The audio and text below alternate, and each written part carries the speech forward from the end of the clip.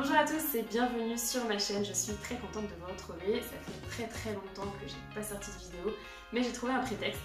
L'une d'entre vous m'a demandé de vous montrer mon journal de bord, celui sur lequel je suis mes objectifs, et notamment mes objectifs d'écriture. C'est un journal que j'utilise pour organiser mon temps au quotidien. Je l'utilise pas uniquement pour l'écriture, je l'utilise pour plein d'aspects de ma vie, mais je vais vous montrer vraiment les points d'écriture, de lecture aussi, et de tout ce qui va nourrir mon écriture. Je vous propose de me suivre, on commence la visite. J'ai commencé en juillet 2022 à fixer un objectif de 30 minutes de réécriture par jour. Si j'ai réussi l'objectif, la case du jour est cochée en verte, sinon elle reste coloriée en orange. Pareil, un post Instagram par semaine, fin de la réécriture dans le mois, un article de blog, de newsletter dans le mois. C'est très simple. Ensuite, pour me motiver, j'ai fait des petites graphiques pour le suivi de ma réécriture. Ici, c'est le nombre de pages quotidien. Premier jour, j'ai fait 20 pages de réécriture, deuxième jour 10 pages, troisième jour 28 pages. Ici, c'est le nombre de pages cumulées. Donc ça va jusqu'à 300 pages, c'est le nombre de pages de mon roman. Le cumul, il est en vert, ça permet de suivre vraiment la progression jour après jour. Et c'est très motivant, surtout quand on arrive à la fin, le 30 du mois. En août, j'ai mis en place des objectifs de communication. Ici, les icônes sont coloriées en vert quand l'objectif est rempli. J'ai écrit 2 newsletters, j'ai écrit un article de blog alors que j'avais un objectif de 2, celui-ci n'est donc pas rempli. En février, j'ai fait un suivi des bonnes habitudes. Quand les cases sont coloriées, c'est que l'habitude a été remplie. Vous voyez qu'ici j'avais par exemple l'écriture, donc en fait ici j'ai le numéro des jours. Donc ici par exemple le 9, je vois que j'ai écrit. Le 12, je vois que je n'ai pas écrit.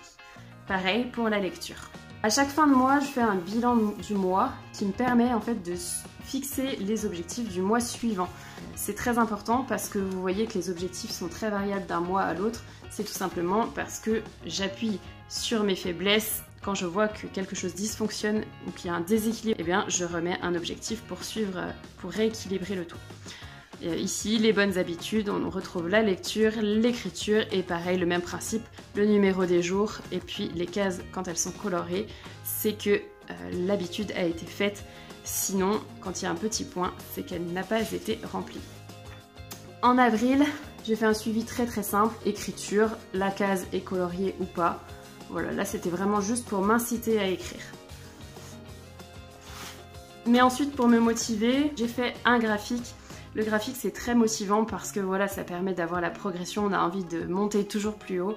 De ce côté-ci, vous avez le nombre de mots que j'ai écrits par jour, ça c'est toujours le numéro des jours. Donc le nombre de mots apparaît en violet dans les barres.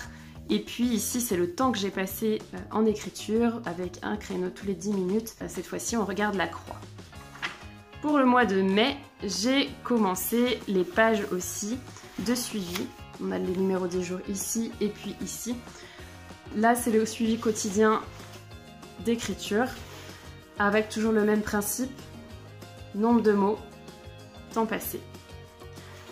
Je vous montre juste ce que j'ai fait derrière. Ici, c'est suivi quotidien du sommeil, avec voilà, les plages horaires sur lesquelles j'ai dormi.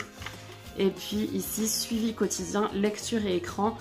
Le but, vous voyez que les écrans sont en rose et la lecture est en bleu. Pour l'instant, il y a beaucoup d'écrans et peu de lecture. Le but, c'est effectivement de basculer de l'écran à la lecture, faire un peu moins d'écran pour lire un peu plus. J'espère que cette vidéo vous a plu. Si c'est le cas, n'hésitez pas à laisser un pouce en bas de la vidéo. Ça me fera très plaisir, mais en plus de ça, ça me permettra de cibler vraiment le contenu qui vous intéresse. Je tiens à préciser une petite chose, l'histoire des objectifs, de suivre ces objectifs au quotidien, ça marche pour moi. Ça marche pas forcément pour tout le monde. Vous forcez pas à vous fixer des objectifs et puis à les suivre. Parfois ça va avoir l'effet inverse, c'est-à-dire ça va être contre-productif, ça va vous bloquer. Si vous voulez essayer, essayez, mais si vous voyez que ça ne marche pas, ben, essayez autre chose.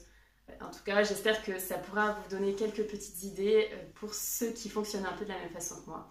N'hésitez pas à piocher là-dedans.